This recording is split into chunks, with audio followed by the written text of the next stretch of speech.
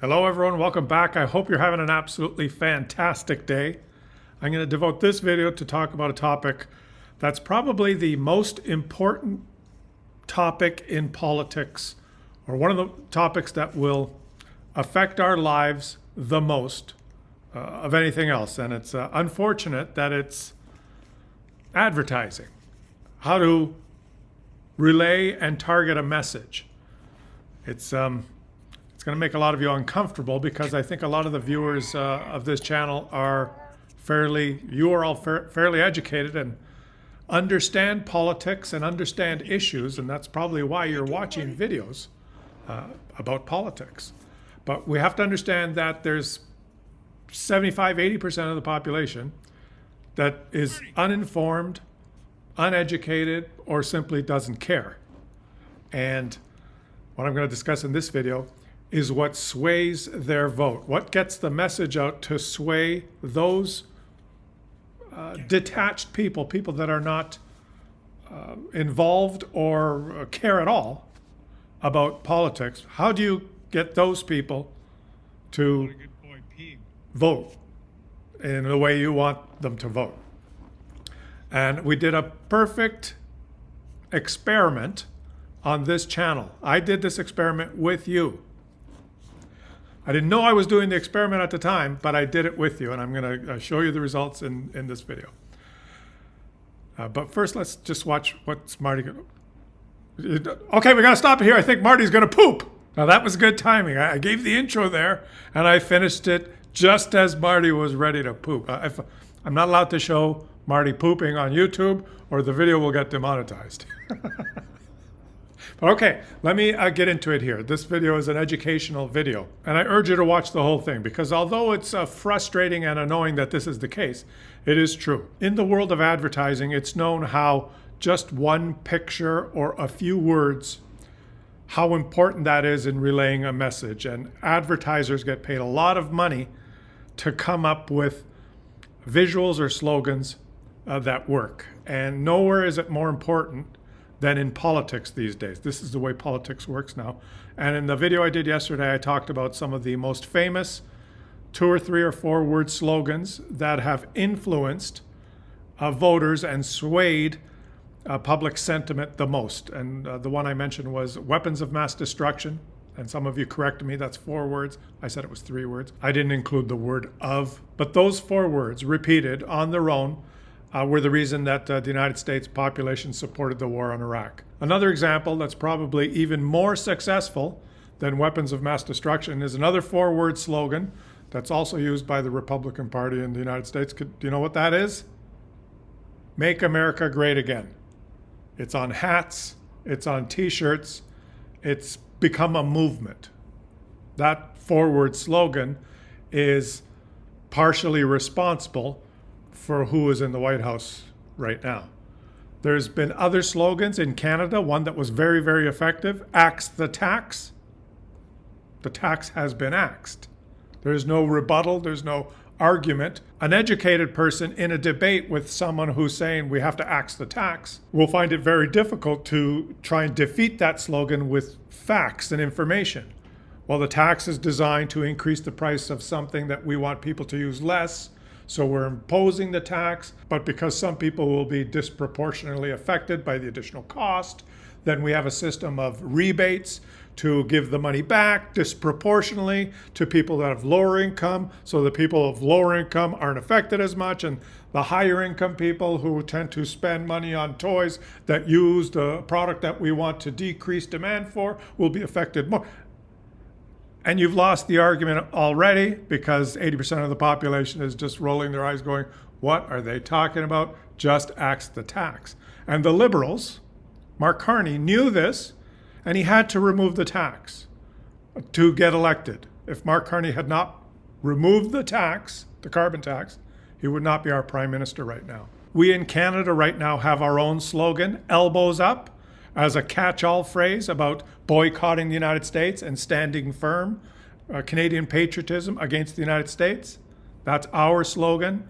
And Pierre Poilievre is trying to chip away at that slogan now, at that feeling, that pride, that unity among Canadians by saying things like, Well, it looks like you don't have your elbows up now, Mr. Carney. Why are your elbows down? This is how politics works now.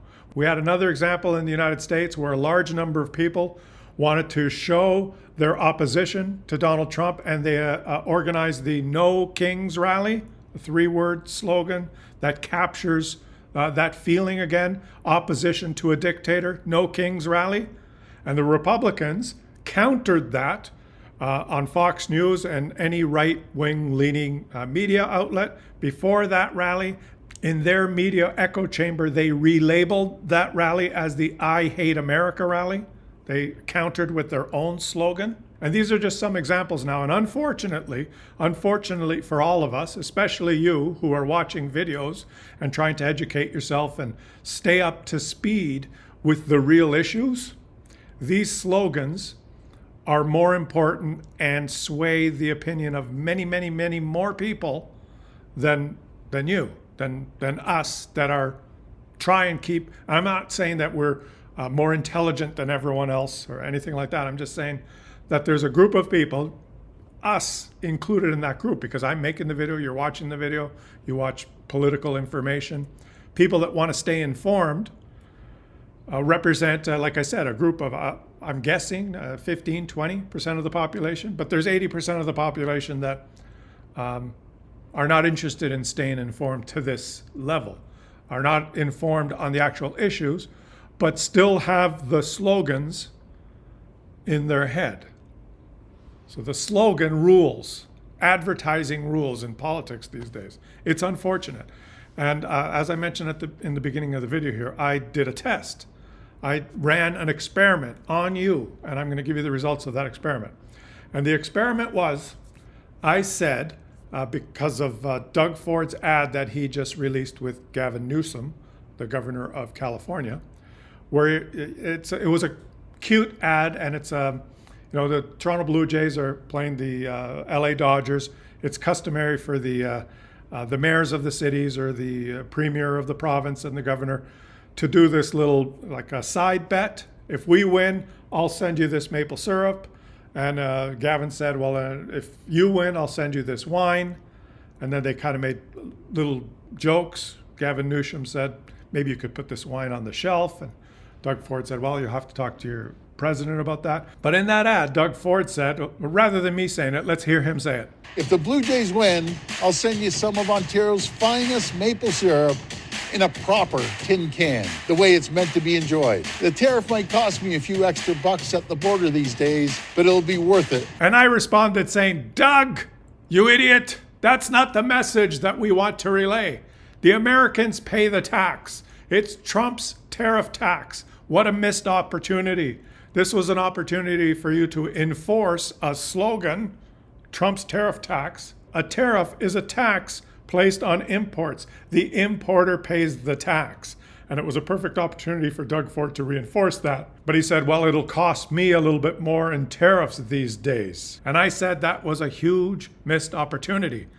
Speaking from the point of view of swaying voters, targeted advertising. And these are some of the comments that you all left in the comment section. We're going to read some of them. They're fairly funny. But this is a microcosm test. This is a test among, how many views did that video get? 50,000. There's probably 2,000, 3,000 comments. The comments represent a subset of people skewed towards people that are fairly try and stay educated and up to speed. DJ9979 said, Premier Ford was sending a gift to Governor Newsom, and I think Ford was saying he'd pay the tariff for Newsom, so the gift didn't cost Newsom anything. Michelle posted, if it's a gift, who pays? Gordy Hat wrote, maybe Ford meant tariffs on steel on the can coming back. Kathleen O'Connor wrote, if Ford is importing the syrup, he's paying the tax because he's sending the gift. Jane Mack wrote, maybe he means paying tariff to put the maple syrup in the can is tin imported from the US. Monica Donnelly wrote, this was my first thought too. Doug, why are you offering to pay the tariff? Cometon, I think that's how you say his name, wrote, well, I'm guessing that since it's a gift, Ford will compensate the governor by refunding him the tariff amount. Stephen Bernier wrote, "It's a gift, so Doug don't want Newsom to pay the taxes." Sir Laric wrote, "Klaus, it's a gift. The tariff will have to be prepaid." Big Rob wrote, "By the way, the sender has the option to pay the tariffs on personal packages. That's why Doug said the tariffs on his maple syrup would cost him and not Newsom." Scratchy Pots, I like your username, wrote, "Don't make me defend Dougie.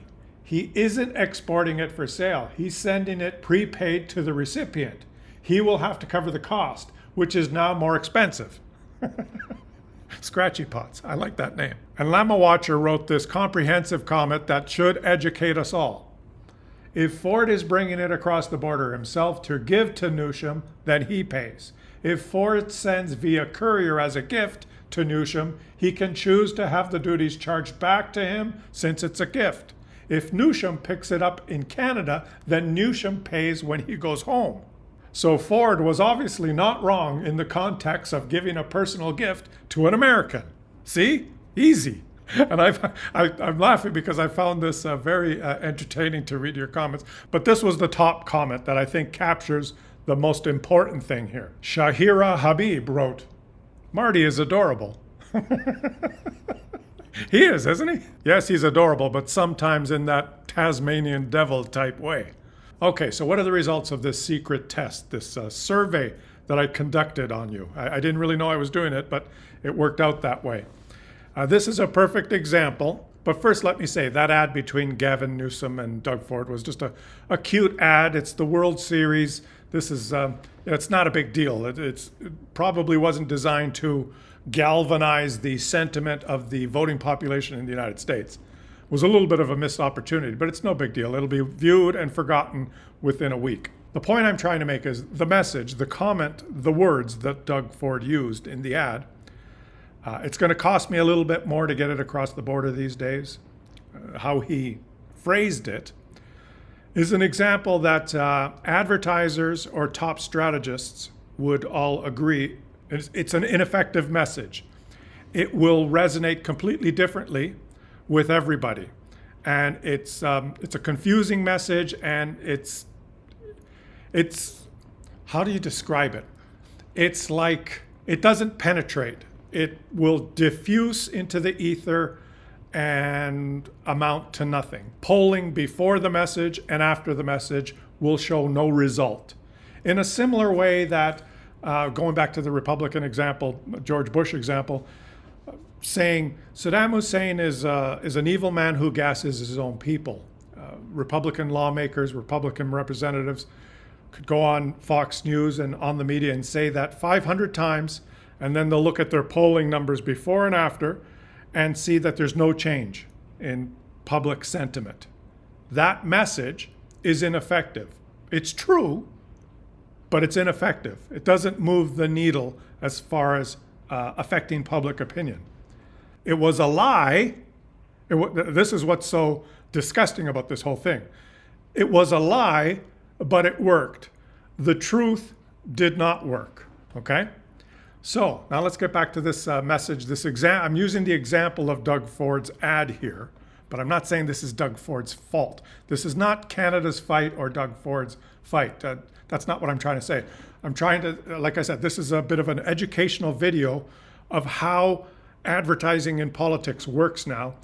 In the comments that you left, thousands of comments, and it was obvious in that comment section that number one, there's a little bit of a confusion as well. Who pays the tariffs when it's a gift? And the last comment captured it. There's different rules. So it's true, if you want to send a gift across the border, if Doug Ford wants to send a tin of maple syrup to Gavin Newsom, he would probably pay the duty in that shipping cost. Partially because if you send a gift, you probably don't want the receiver to have to pay the tax, so you're being nice. But you could probably find a company that will ship your gift cash on delivery. The recipient would have to pay the tax on receiving it, which gets to my point. If it's complicated, then it's not the correct message. The message will not penetrate. It will just confuse. And in politics, in the world of politics and in the world of winning, I'm speaking to you now as a strategist, as a political advertising strategist. all right? Pretend we're in the room here and we're sitting around the table and we're trying to figure out how to win an election. What message to try and target our voters with. And for example, Pierre Poilievre had this. He had it all figured out, and he was up 26 points in the polls. He had his messages. The two top messages were, axe the tax, axe the tax, axe the tax, axe the tax. We need a carbon tax election now. That was his number one. And his second top message was, after 10 years of Justin Trudeau, everything's broken. Insert whatever topic you want, any question that's asked, whether it's about housing or the economy or anything, any topic. The answer is, well, after 10 years of Justin Trudeau, everything's broken. And I have your answer. Those were his two top slogan, targeted, penetrating talking points. And if the Liberals fought the election against those talking points, if they had campaigned that, well, wait a minute, you don't understand the carbon tax, let's debate the carbon tax. And, well, wait a minute, it's not Justin Trudeau's fault, let's debate that. If Justin Trudeau ran and tried to defend the carbon tax, then Pierre Poilievre would be our prime minister right now. So the Liberals sat down in their war room and they realized these two targeted messages will kill us. So what do? And they just changed their position. They had Justin Trudeau step down and they removed the carbon tax. And then poor Pierre Poilievre sat there and thought, hey, wait a minute. That was my idea. Those were my talking points. And so Pierre Poilievre had the rug pulled out from under him. And stupidly, he continued to campaign on those points for a number of weeks and led his party to a devastating, humiliating defeat. This is politics, okay? So now getting back to the example here, this ad with Gavin Newsom and Doug Ford where they discuss tariffs. Okay, they discuss tariffs. You understand tariffs, but to about 60, 70, 80% of Americans who still don't know what a tariff is, maybe I'm being a little pessimistic there, 50, 60% of Americans that still don't know, certainly 40 or 50% of them. That ad doesn't do anything to sway them. It doesn't penetrate their minds. Within our own community, the result was, and it's captured the best by this comment here by Jasna, Doug Ford teaches trade policy using maple syrup and confusion.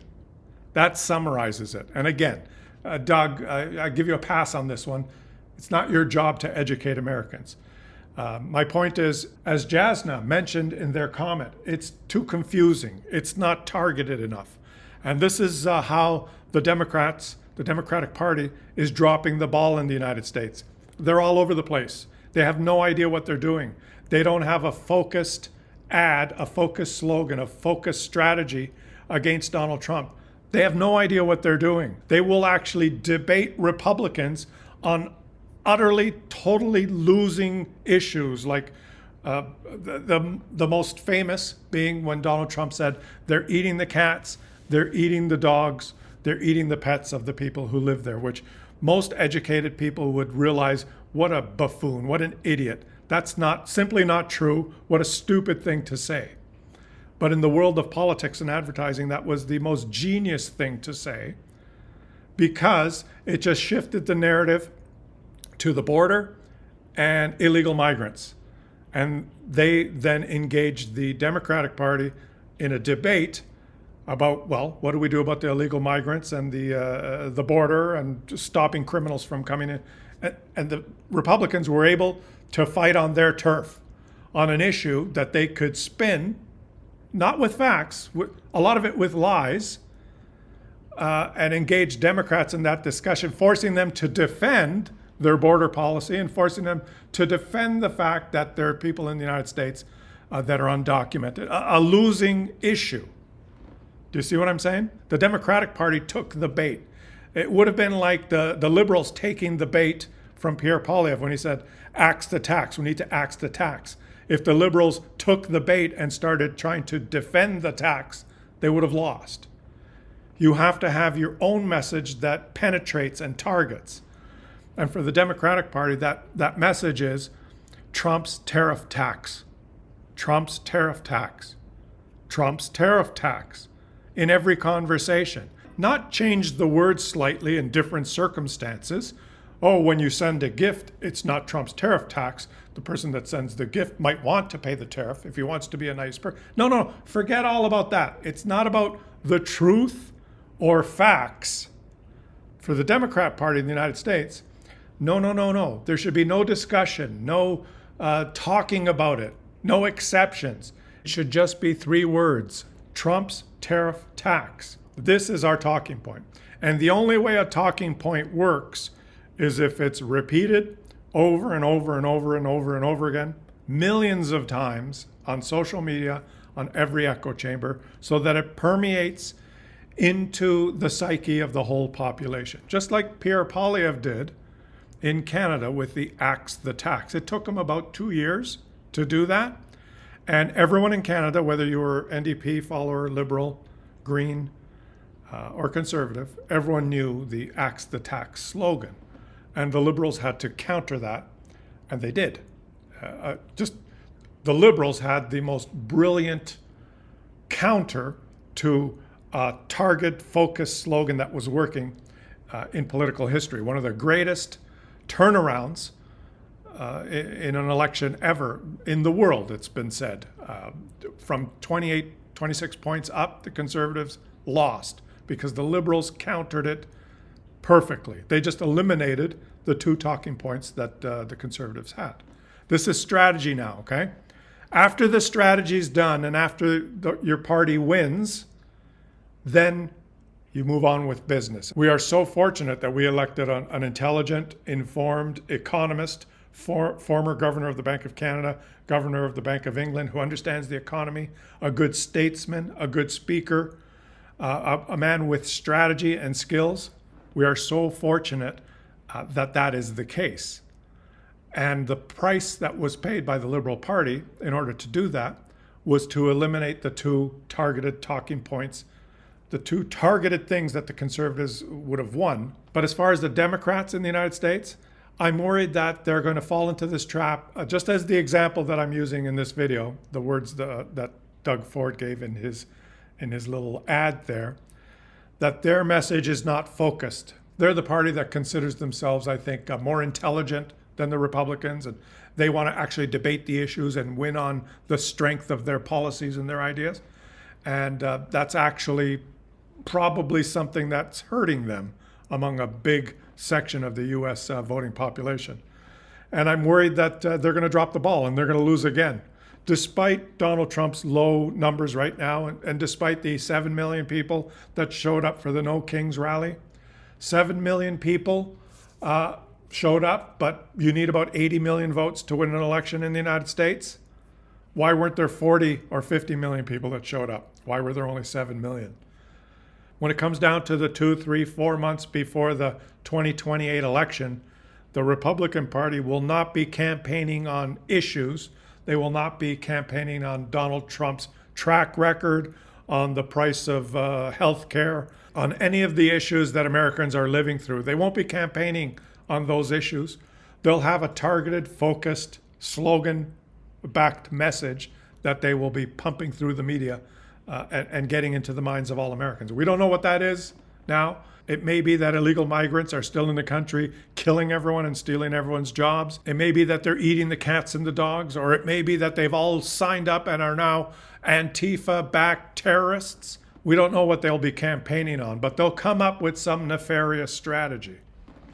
Anyways, I thought this would be an interesting topic to cover. It's not really news. We're going to put this topic behind us now. This time, I promise, no more talking about ads. And we'll talk about real issues in future videos. But I had to do this one because the comment section captured exactly one of the points that I was trying to make on how you have to target your audience in order to be effective. And that was a perfect example of non-effective.